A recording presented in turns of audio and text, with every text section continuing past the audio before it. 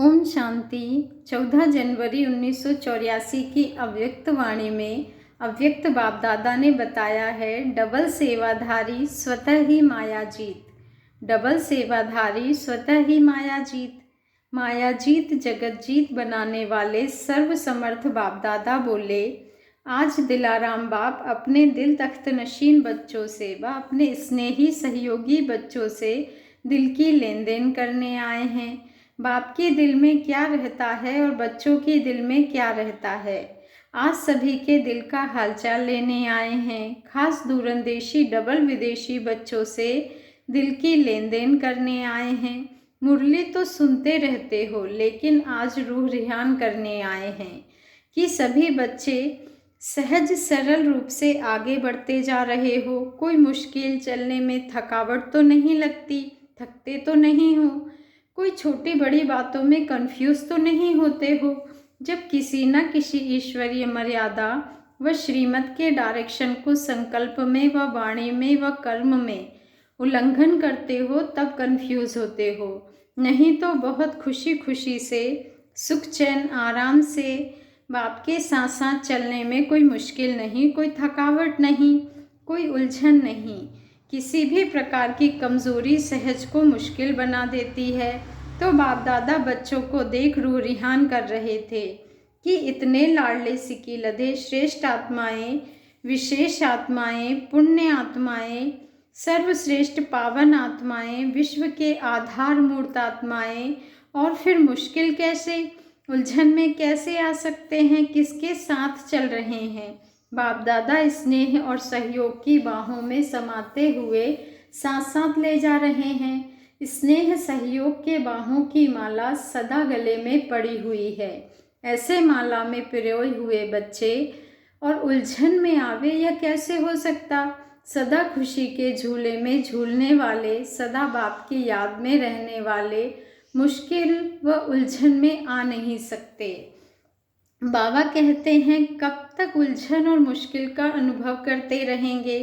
बाप की पालना की छत्र छाया के अंदर रहने वाले उलझन में कैसे आ सकते हैं। बाप का बनने के बाद, शक्तिशाली आत्माएं बनने के बाद, माया के नॉलेजफुल बनने के बाद, सर्व शक्तियों सर्व खजानों के अधिकारी बनने के बाद क्या माया व विघ्न हिला सकते हैं?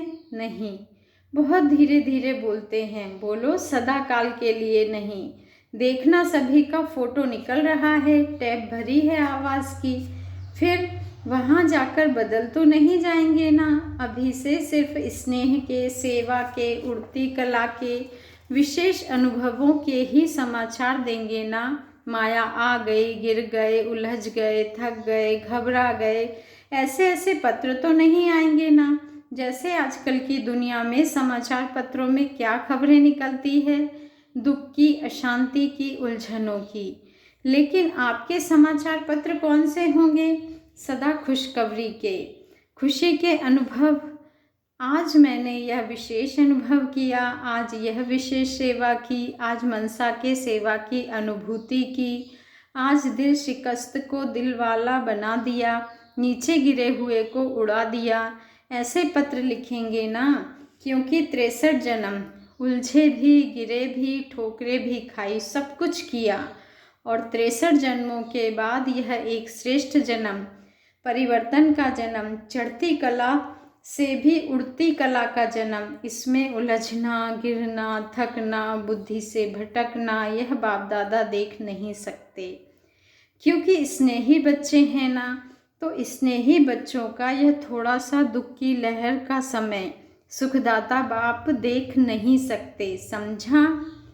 तो अभी सदा काल के लिए बीती की बीती कर लिया ना, बाबा ने कहा। तो अभी सदा काल के लिए बीती को बीती कर लिया ना। जिस समय कोई भी बच्चा जरा भी उलझन में आता, वह माया के विघ्नों के वश हो जाता, कमज़ोर हो जाता, उस समय वतन में बाप दादा के सामने उन बच्चों का चेहरा कैसा दिखाई देता है मालूम है? मिक्की माउस के खेल की तरह। कभी माया के बोझ से मोटे बन जाते, कभी पुरुषार्थ के हिम्मतहीन छोटे बन जाते। मिक्की माउस भी कोई छोटा कोई मोटा होता है ना, मिक्की माउस तो नहीं बनेंगे ना। बाप दादा भी यह खेल देख हंसते रहते हैं। कभी देखो फरिश्ता रूप, कभी देखो महादानी रूप, कभी देखो सर्व के स्नेही सहयोगी रूप, कभी डबल लाइट रूप और कभी कभी फिर मिक्की माउस भी हो जाते हैं। कौन सा रूप अच्छा लगता है? यह छोटा मोटा रूप तो अच्छा नहीं लगता है ना। बाप दादा देख रहे थे कि बच्चों को अभी कितना कार्य करना है। किया है वह तो करने के आगे कुछ भी नहीं है। अभी कितनों को संदेश दिया है, लाख 1.5 लाख बने हैं ना। कम से कम सतयुग की पहली संख्या 9 लाख तो बनाओ। बनाना तो ज़्यादा है, लेकिन अभी 9 लाख के हिसाब से भी सोचो तो लाख 1.5 लाख कितने % हुए। बाप दादा देख रहे थे कितनी सेवा भी करनी है। जिसके ऊपर इतनी सेवा की जिम्मेवारी है वह कितने बिजी होंगे। उन्हों को और कुछ सोचने की फुर्सत होगी? जो बिजी रहता है वह सहज ही मायाजीत होता है। बिजी किस में है? दृष्टि द्वारा, मनसा द्वारा, वाणी द्वारा, बाबा कहते हैं कर्म द्वारा, संपर्क द्वारा, चारों प्रकार की सेवा में बिजी।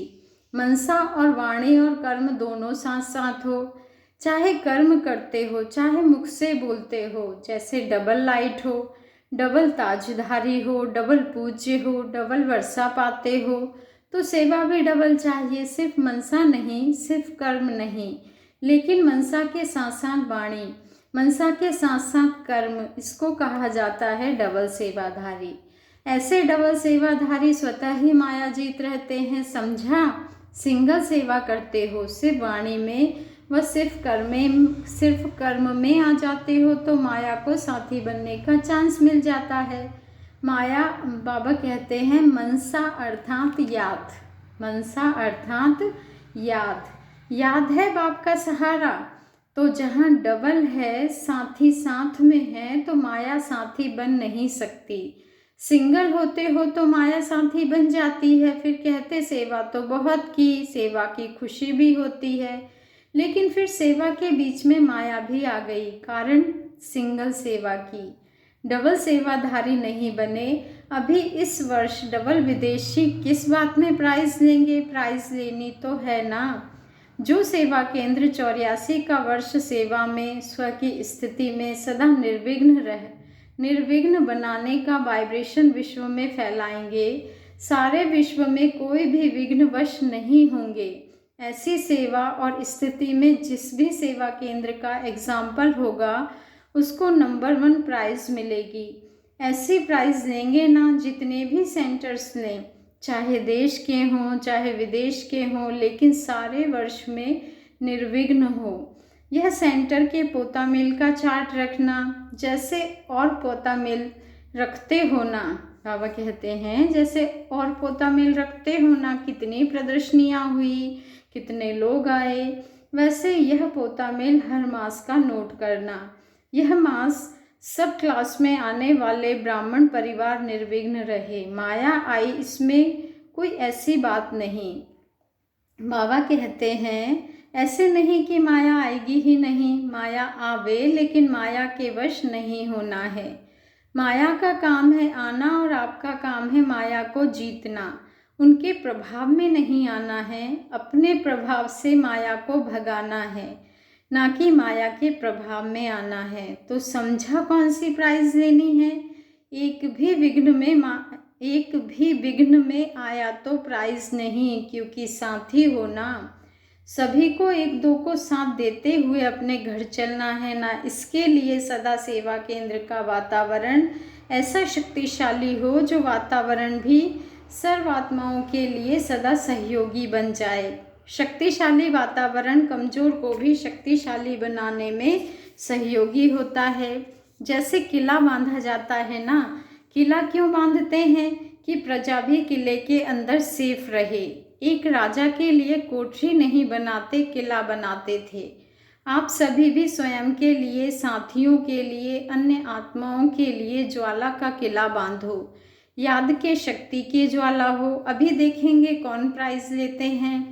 84 के अंत में न्यू ईयर मनाने आते हो ना, तो जो विजयी होंगे उन्हों को विशेष निमंत्रण देकर बुलाया जाएगा।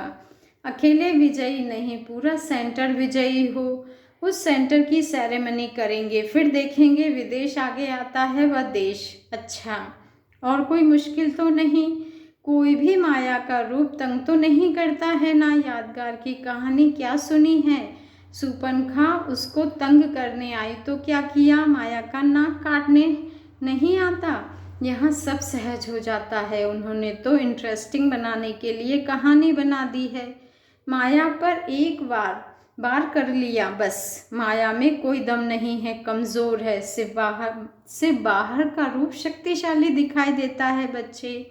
सिर्फ बाहर का रूप शक्तिशाली बनाकर आती है, बाकी अंदर की कमज़ोरी मरी पड़ी है। थोड़ा सा रहा हुआ श्वास चल रहा है, इसको ख़त्म करना और विजयी बनना है। क्योंकि अंतिम समय पर तो पहुंच गए हैं ना। सिर्फ विजयी बन विजय के हिसाब से राज्य भाग्य पाना है। इसलिए यह अंतिम श्वास पर निमित्त मात्र विजयी बनना है। माया जीत जगत जीत है ना।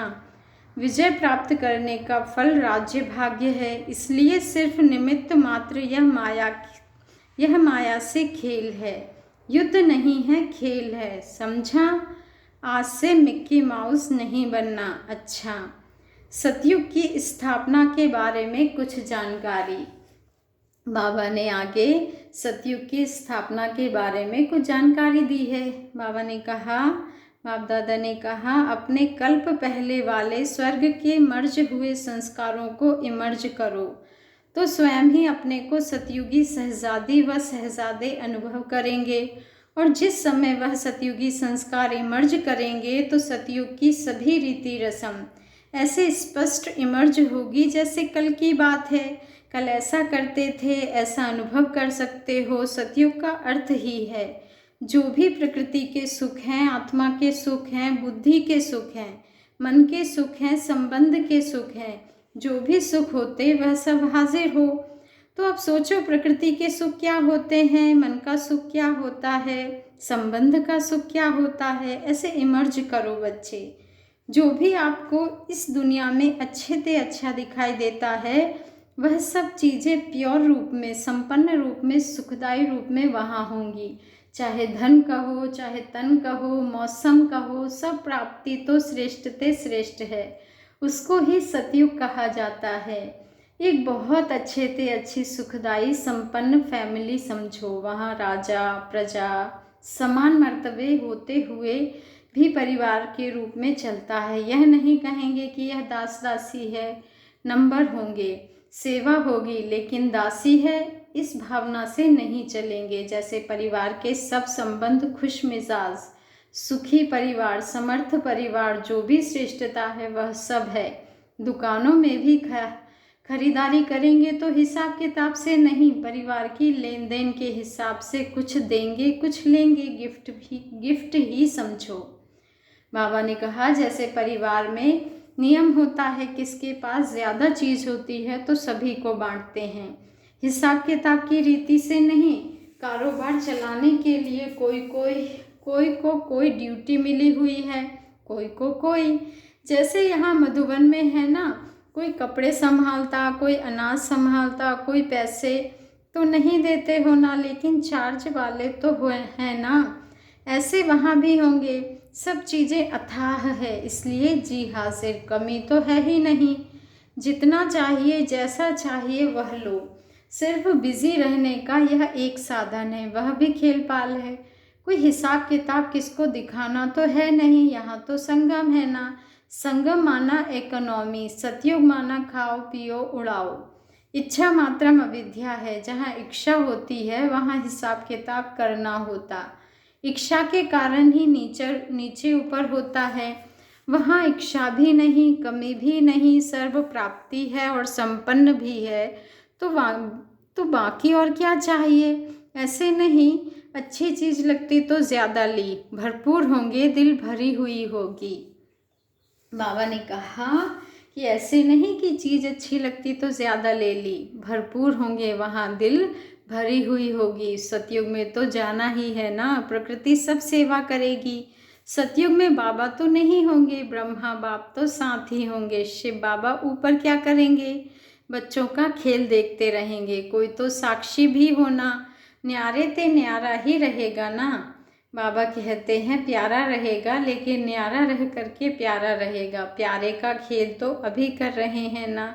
सतयुग में न्यारापन ही अच्छा है, नहीं तो जब आप सभी गिरेंगे तो कौन निकालेगा। सतयुग में आना अर्थात चक्र में आना अच्छा। सतयुग में जब आप जन्म लो तब निमंत्रण देना। आप अगर संकल्प इमर्ज करेंगी, बाबा ने कहा कि आप अगर संकल्प इमर्ज करेंगी तो फिर आएंगे। सतयुग में आना अर्थात चक्र में आना। बाप दादा को स्वर्ग की बातों में आप आकर्षण कर रहे हो अच्छा। इतने तो वैभव होंगे जो सब खा भी नहीं सकेंगे, सिर्फ देखते रहेंगे अच्छा।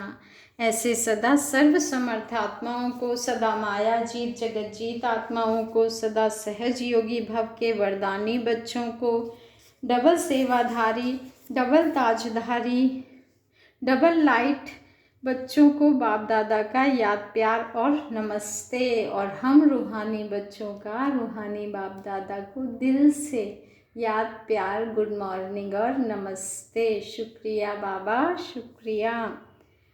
दादी जी मद्रास, बेंगलोर, मैसूर और कलकत्ता का चक्र लगाकर मधुबन पहुंची हैं। दादी जी को देख बाप दादा बोले, कदमों में पद्मों की सेवा समाई हुई है। चक्रवर्ती वन चक्र लगाए अपने यादगार स्थान बना लिए। कितने तीर्थ बने।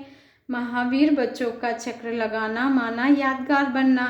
हर चक्र में अपनी अपनी विशेषता होती है। इस चक्र में भी कई आत्माओं के दिलों की आशा पूर्ण करने की विशेषता रही। यह दिल की आशा पूर्ण करना अर्थात वरदानी बनना। वरदानी भी बनो, महादानी भी बनी। बाबा ने कहा कि दादी आप वरदानी भी बनी और महादानी भी बनी। ड्रामा अनुसार जो प्रोग्राम बनता है उसमें कई राज भरे हुए होते हैं, राज उड़ा के ले जाते हैं अच्छा। दादी जानकी जी से मुलाकात। बाबा ने कहा आप सभी को नाम का दान देती हो। नाम का दान क्या है, आपका नाम क्या है। नाम का दान देना अर्थात ट्रस्टी बनकर वरदान देना। आपका नाम लेते ही सबको क्या याद आएगा, सेकंड में जीवन मुक्ति। ट्रस्टी बनना यह आपके नाम की विशेषता है, इसलिए नामदान भी दे दो तो जिसका भी बेड़ा पार हो जाएगा, किसका भी बेड़ा पार हो जाएगा। बाप ने अभी आपके ट्रस्टीपन की विशेषता का गायन किया है, वही यादगार है। वही जनक अक्षर उनको मिल गया होगा। एक ही जनक की दो कहानियां हैं। जनक जो सेकंड में विदेही बन गया, दूसरा जनक जो सेकंड में ट्रस्टी बन गया। मेरा नहीं तेरा।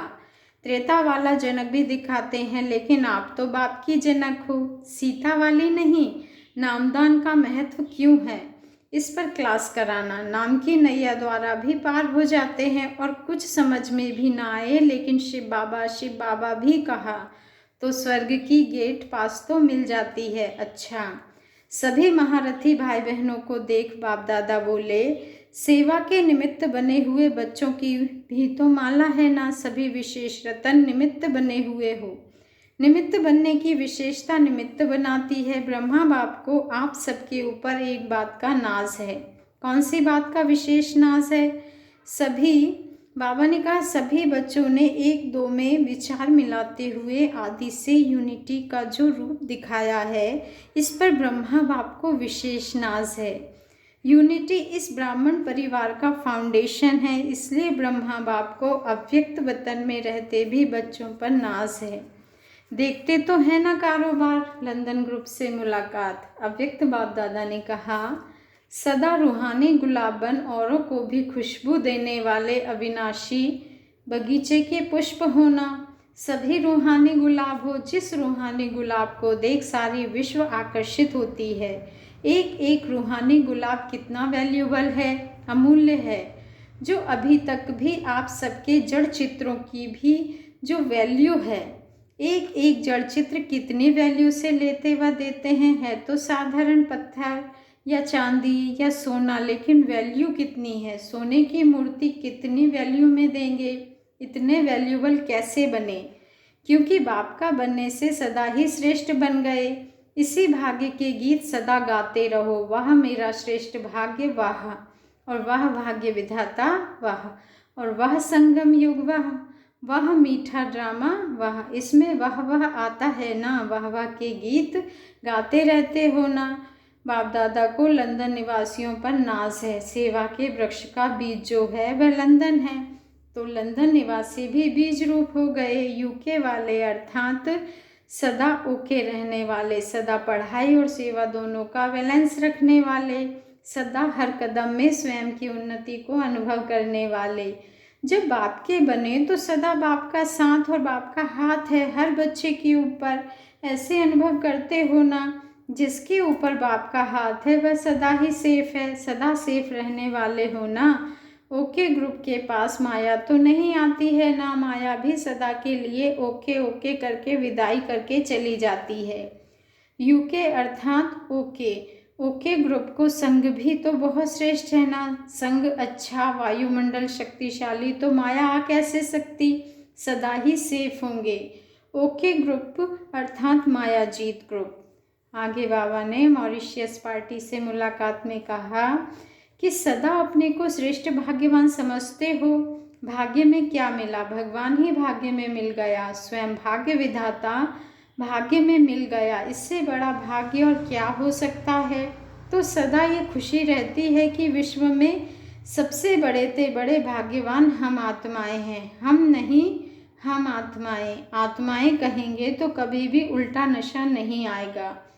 देही अभिमानी बनने से श्रेष्ठ नशा ईश्वरीय नशा रहेगा। भाग्यवान आत्माएं हैं जिन्हों के भाग्य का अब भी गायन हो रहा है। भागवत आपके भाग्य का यादगार है, ऐसा अविनाशी भाग्य जो अब तक भी गायन होता है। इसी खुशी में सदा आगे बढ़ते रहो। कुमारियां तो निर्बंधन, तन से भी निर्बंधन, मन से भी निर्बंधन, ऐसे निर्बंधन ही उड़ती कला का अनुभव कर सकते हैं। अच्छा, ओम शांति। शुक्रिया बाबा, शुक्रिया।